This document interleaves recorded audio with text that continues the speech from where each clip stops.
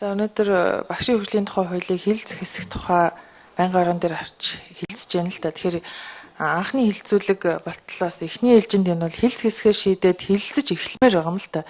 Тэгээ бүрүүд орж гишүүний саяын илэрхийлсэн байр сууринд бол би их харамсаж байна. Үнэхээр хойшлуулахгүйгээр яаралтай одоо хилцэж эхлээд тэг хилцэх явцад бол санаа бодлоо илэрхийлэх, өөрийнхөө бодол санаагаа байр сууриа тусгах, ажлын хэсэгт орж ажиллах ийм боломж бүрэн нээлттэй байхад ингэж гацааж ингэж зогсооно гэдэг бол туйлын хариуцлагагүй гэж санагдж байна. Сая бас сонгогдсон тойргийн 19 20 дугаар сургууль 38, 51, 73 гэх 5 сургуулийн багш нартайгаа уулзалт хийсэн. Тэгэхэд ер нь багш нар энэ багшийн хөгжлийн тухай хуулийг бол маш их хүлээлттэй байгаа нь бол илт мэдгдсэн. Тэгээ багш нарын нийгмийн асуудал, орон сууц, цалин нэмэх, ажиллах орчин сайжруулах, багшийн ажлын нэр хүндийг өндөр дөргөх, багшаа эрхэмлж дээдлжээж сая энэ боловсролын салбараа хөл дээр нь босгох түлхүүр маань бол багш нарын гарт байгаа гэдэг нь бол бас хин хөнгө тодорхой. Тэгээ энэ багшийн хөгжлийн тухай хууль бол бас нээлттэй форум цэг парламент цэгийн мен дээр байрлаж байгаа. Бас хэд хэдэн удаагийн хилцүүлгүүд олон мянган багш нарын оролцоотой хилцүүлгүүд зохион байгуулагдсан. Энэ дээр орж байр сууриа илэрхийлэх, үгээр илэрхийлэх, бичгээр илэрхийлэх энэ боломж бол бүрэн дүүрэн нээлттэй байсан.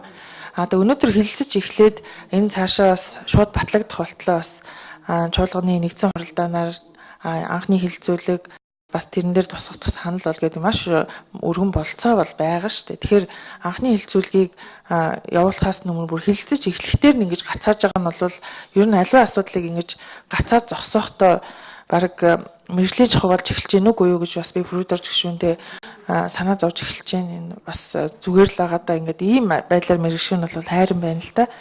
За энэ асуудлыг бол зөвхөн багшийн гэхгүй сая инх төвшин гишүүний хэлж байгаас эмч нарын эрүүл мэндийн салбарт ажиллаж байгаа ажлагчдын нийгмийн асуудал, нэр төрийн асуудал, хуулиар нэр төрийг нь хамгаалах ийм зохицуулт бол шаардлагатай гэж бас бодогдож байна. Тэгэхээр ер нь аливаа улс орны хувьд бол хамгийн нийгмийн тулгуур бага нь болсон боловсрол эрүүл мэндийн салбарт ажиллаж байгаа ажлагчдынхаа нийгмийн асуудлыг ингэж хуульчлан хамгаалж нэр төрийг нь хамгаалж бас ажиллах орчлыг нь анхаарахгүйгээр бид нар цаашаа хөгжлийн тухай яриад ч хэрэггүй гацсаар байх болно, хямарсаар байх болно, зогссоор байх болно.